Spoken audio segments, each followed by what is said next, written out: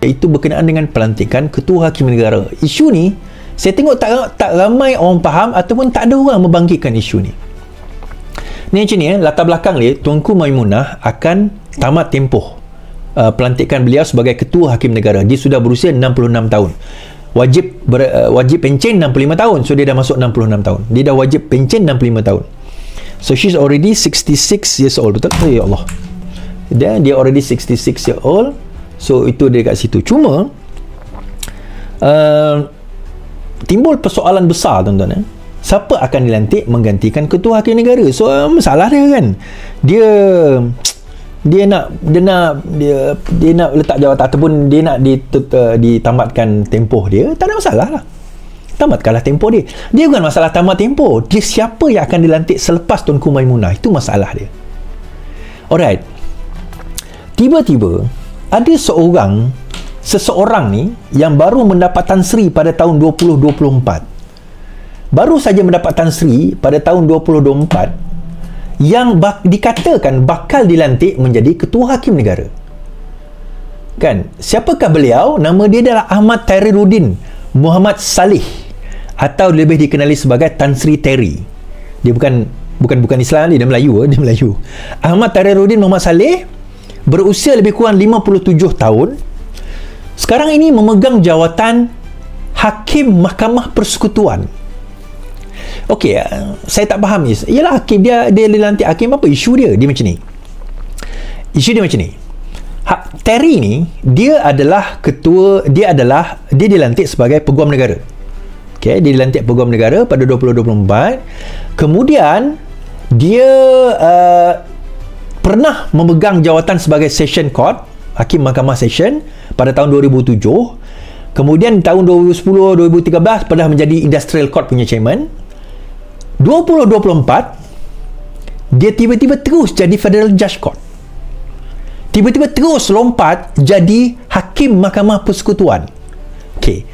Isu dia apa? Tuan-tuan kena faham peringkat mahkamah ni, maksudnya level mahkamah. Paling rendah magistrate. Dia ada lagi mahkamah bawah tu, mahkamah kampung penghulu tu cerita lain. Magistrate, kemudian session, kemudian tinggi, kemudian rayuan, baru persekutuan. Dia ni paling tinggi pernah dia pegang adalah Mahkamah Session. Lepas tu dia Chairman Industrial Court. Itu chairman je. Dia tak pernah dia tak melalui proses yang normal ya. Mahkamah lawyer ni dia akan ataupun hakim ni dia daripada mahkamah magistrate naik kepada session, naik kepada tinggi, daripada mahkamah tinggi naik ke mahkamah rayuan baru dilantik Mahkamah Persekutuan. Normally macam tu. Even Raja Azlan Shah Sultan Perak, dia adalah bekas ketua hakim yang naik ke Mahkamah Persekutuan, ikut prosedur, ikut seniority. Tetapi tiba-tiba seseorang bersama nama Tan Sri Terry ni, daripada pendakwa raya 2004, 12 November 2024 terus pum dia naik jadi Federal Judge Court. Lompat terus ni, dia lompat terus. Timbul persoalan. At 57 years old tiba-tiba jadi Federal Judge Court. So ada orang lain kan yang pernah dilantik macam tu? Ada seorang. Siapa dia? Nama dia Tun Zaki Azmi. Masa tu umur dia 62 tahun, tahun 2007 dilantik dan mendapat kritikan, termasuk pembangkang pada waktu itu. Kita antara yang mengkritik mengatakan kenapa lantikan dia daripada tak ada apa terus dilantik ke Hakim Mahkamah Persekutuan, dan kita kaitkan dengan campur tangan eksekutif, campur tangan Perdana Menteri pada waktu itu 2007 kan, kita kaitkan pada waktu itu Tun Zaki Ahmad. Tapi at least masa tu umur dia 62 tahun kan. Dan lepas itu tahun 2008 daripada jadi Mahkamah Rayuan 2008 dia terus jadi Hakim Negara, Ketua Hakim Negara pada tahun 2008, Oktober 2008. So dia menerima kritikan pada waktu itu. Jadi sekarang ini benda itu berlaku semula pada zaman Madani ni, tuan-tuan.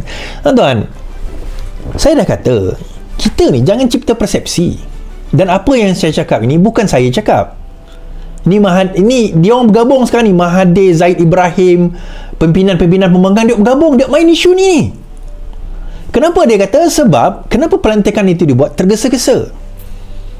kenapa tiba-tiba nak ambil, bukan tak ada judge lain. Kalau saya tengok dalam senarai ni memang ramai orang tua-tua, yang lain-lain tu memang tua. Contohnya Abang Iskandar, dikatakan sepatutnya pelantikan seterusnya adalah Abang Iskandar. Tetapi isu dia, Abang Iskandar ni 66 tahun, sama lebih kurang macam umur Tuanku Maimunah. So dia pun dah nak pencen dah. Abang Iskandar ni orang Sarawak, dia pun dah nak pencen dah.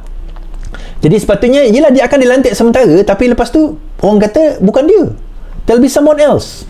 Yang lain pun, federal judge court yang lain pun, federal judge yang lain tu pun yang 65 tahun lebih kurang macam tu. So nak buat macam mana is, kita ada hakim-hakim muda sikit lah, bukan 66 tahun yang ada dekat mahkamah rayuan, naikkanlah dia orang. But ada spekulasi yang dimainkan sekarang ini, kenapa pelantikan Terry ni, dan ini dimainkan oleh pihak pembangkang. Saya kata ini persepsi. Betul atau tidak, that's besides the point, but the perception is there. Tiba-tiba kes apa orang kata, Anwar Ibrahim, kes Najib, kes Zahid, DNAA, kes SPRM, semua ini akan akhirnya pergi ke Hakim Mahkamah Tinggi yang akan bukan menentukan didakwa atau tidak, tetapi pelantikan hakim seterusnya. Ketua hakim, apa tugas ketua hakim, tuan-tuan? Antaranya adalah pelantikan dan kenaikan pangkat hakim-hakim. Yang ni dilihat sebagai tidak telus, dan baru-baru ini timbul isu yang Tan Sri Terry ni lah yang dipanggil oleh JAC, Jawatan Kuasa Pelantikan Hakim kan, JAC nama dia, Pelantikan Kuasa, dipanggil Suruhanjaya Pelantikan Kehakiman, JAC ni panggil beliau, grill dia di dalam meeting tu. Dia orang ada macam kira macam interview lah. Dia panggil Tan Sri Terry, JAC ni grill dia. Grill, betul ke ada campur tangan eksekutif nak lantik awak sebagai ketua hakim negara? Grill, berlaku kehangatan lah pertemuan, dan dikatakan minit mesyuarat itu telah bocor. So bila wartawan tanya call Tan Sri Terry berkenaan minit mesyuarat tersebut, pembantu dia buat report polis. Jadi menimbulkan menimbulkan intimidasi terhadap wartawan yang nak bertanya kan. Jadi persepsi ini yang sepatutnya tidak berlaku. Saya tak nak bawa cerita pelantikan ketua polis negara Tan Sri Ayub, jangan. Okey, tak apa, itu cerita lain. Itu pun ada cerita dia juga tu. But the perception is there already. Tuan-tuan, beginilah. Okey, saya bawa Ram Kapal pun kata apa? Gesa kerajaan lanjutkan projek tempoh hikmat Tengku Maimun. Gesaan agar kerajaan melanjutkan tempoh khidmatan agama sebagai ketua hakim negara harus terus disuarakan. Ini sudah dibuat oleh Timbalan Menteri Undang-Undang Ram Kapal Singh. PSM juga tak lanjut tempoh khidmatan Tengku Maimun, satu pengkhianatan. Kekangan Perdana Menteri tidak melanjutkan ketua hakim negara Tengku Maimun sebagai satu pengkhianatan. Dia memuji ketua hakim wanita pertama negara itu sebagai salah seorang yang terbaik, dengan menyatakan dia tidak pernah tunduk kepada tekanan eksekutif dan sentiasa berkongsi pandangan tanpa rasa takut atau pilih kasih. Bukti dia, tuan-tuan, baru-baru ini, apabila permohonan Anwar untuk bertanya tentang kekebalan itu, dia sendiri kata tak ada kekebalan. Dia antara judge 5 orang yang resides mengatakan tidak ada kekebalan. Anwar tak boleh minta kekebalan tersebut. Saya tak setuju jugalah kalau Tengku Maimun nak diteruskan sampai bila-bila. Saya pun tak setuju. Tapi bagi saya, permintaan yang ni saya kena setuju dengan Mahathir lah, dengan the gang tu lah kan, iaitu kita naikkan seseorang itu berdasarkan senioriti dan kemampuan dia, merit dan senioriti dia. Ramai lagi hakim dia dalam mahkamah rayuan yang menunggu, hakim dia dalam mahkamah tinggi. Okey, mahkamah tinggi tak adalah, mahkamah rayuan yang menunggu, atau hakim-hakim muda dia dalam mahkamah persekutuan. Kenapa tak naikkan dia orang? Kenapa tiba-tiba seorang berusia 57 tahun yang tak pernah jadi hakim kecuali session judge ni naik terus ke mahkamah persekutuan, kemudian dikatakan bakal dilantik sebagai ketua hakim negara? Dan benda ini bukan saya, this is not original from me, tuan-tuan. Ini bukan original daripada saya. Benda ini dibangkitkan oleh media-media sendiri membangkitkan perkara ini. Controversy brewing over top judge appointments. Malaysian Chief Justice at the opening of legal year in Putrajaya, with the Court of Appeal President Tan Sri Iskandar left, Tan Sri Iskandar kat kiri, dan juga Chief Justice Sabah and Sarawak Tan Sri Abdul Rahman sebeli kanan, belakang ni. As the calendar inches towards June 30th, esok hari, the date marking the retirement of Chief Justice Tun Tengku Maimun, the nation is gripped by intensifying judicial drama. Instead of seamless transition, the top echelon of Malaysian judiciary is now overshadowed by the uncertainty and deepening controversy. Under Article 125 Sub 1 of the Federal Constitution, a federal court judge may serve until 66 with the possibility of 6-month extension. So kalau sekiranya Tan Sri Iskandar take over sekalipun, dia hanya ada 6 bulan saja. Extension by the King. This extension, a routine administrative, is previous transition has yet to materialize. The silence has been deafening and perplexed. Even more curious is the fact that her presumed successor, Court of Appeal President Abang Iskandar, also faced mandatory retirement on July 2nd. Yet he too has not received any confirmation of extension. The next most senior is Federal Court Judge Nalini Padmanathan, due to retire in August also in limbo.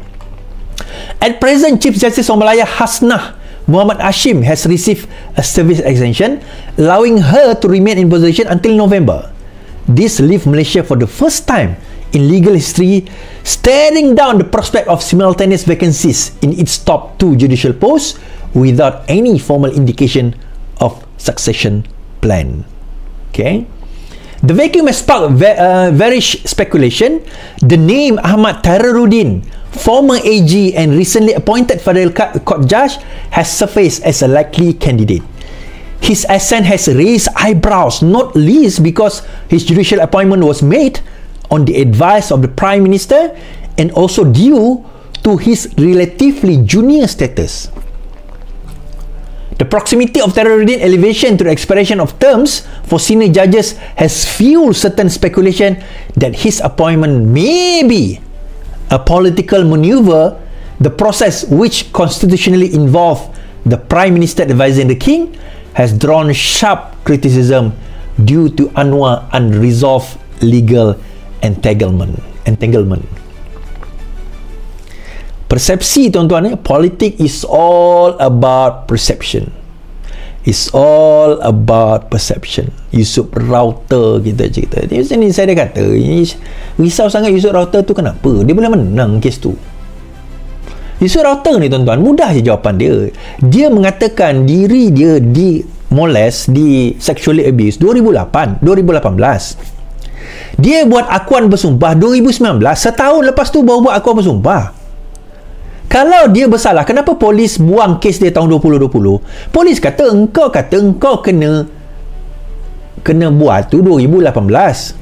Engkau buat aduan 2019, setahun baru aku buat. Kami nak siasat macam mana? Polis buang kes. Itu pun dah obvious dah dia boleh menang. Kenapa gabra sangat?